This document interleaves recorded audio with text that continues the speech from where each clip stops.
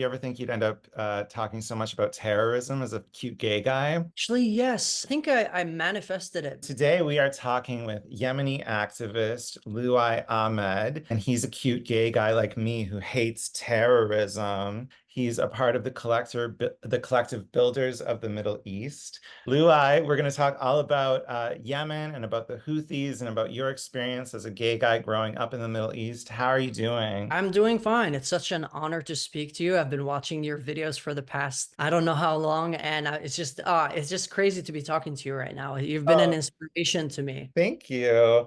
Isn't it weird that we have to talk so much about terrorism? Like, why don't people realize terrorism is wrong? It's crazy. People think that extreme Islamism is just, the best thing that ever happened to the West.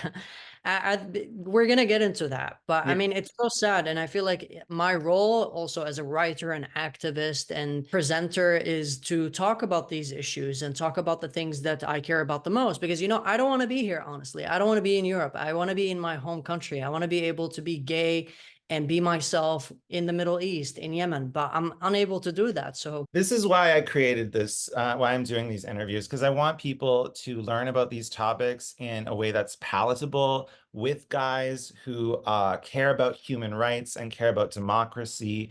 A lot of these topics are only talked about on Fox News with right-wing people who are hateful of Muslims, and that's not me, and that's not you. We care about human rights and democracy. And so let's get into it. Let's talk about Yemen. Tell me about your experience growing up in Yemen. What's it like there? well, it's crazy. Growing up as a homosexual in Yemen is wild because, I mean, imagine being a 12-year-old homosexual in class and hearing your hot teacher tell you that being gay has to be, if you're homosexual or homosexual acts, you have to first be killed by the state because that's what Allah says according to him.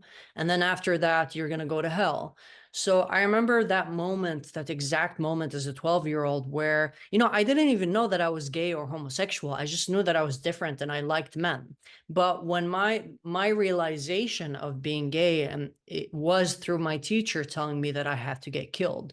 So that kind of put me in this mental cage where I realized, wow, my religion hates me, my people hate me. But I was a child, and it put a lot of trauma in me.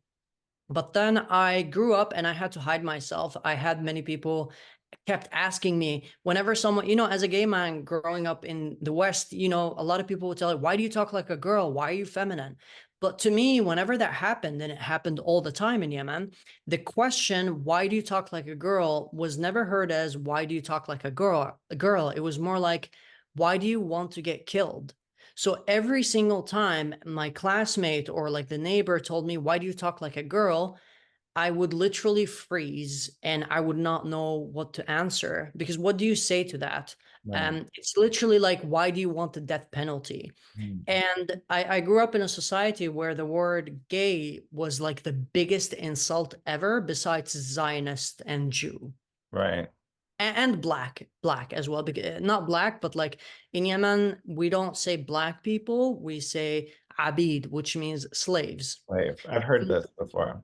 Yeah, so and this is also like I want Yemen to progress. I want Yemen to modernize. I can't tell you how many messages I get from Yemenis who insult me and tell me that I am shaming my country and that I am the worst thing that ever happened to Yemen. But at the same time, I also get messages from Yemenis who are like me, but they are stuck in Yemen and they tell me thank you for saying the things that we want to be said. Thank you for standing up for the seculars, for the progressives, for the people who would lose their family members if they came out and said all of these things. And what you said earlier about the right wingsters, it is true that there are a lot of people who co-opt, a lot of racists and fascists who co-opt the issues in the Middle East just to further their agenda. But for people like me, and I believe for people like you, is we have a deep care for our community. For you, you care about the LGBTQ people in general, wherever they are. And that's why I fell so much in love with your content, because growing up, I never heard a single man or woman ever speak up about my rights. It came to a point where the first person, a politician who said it was Donald Trump. And to Hmm. me, that was like a slap on the face.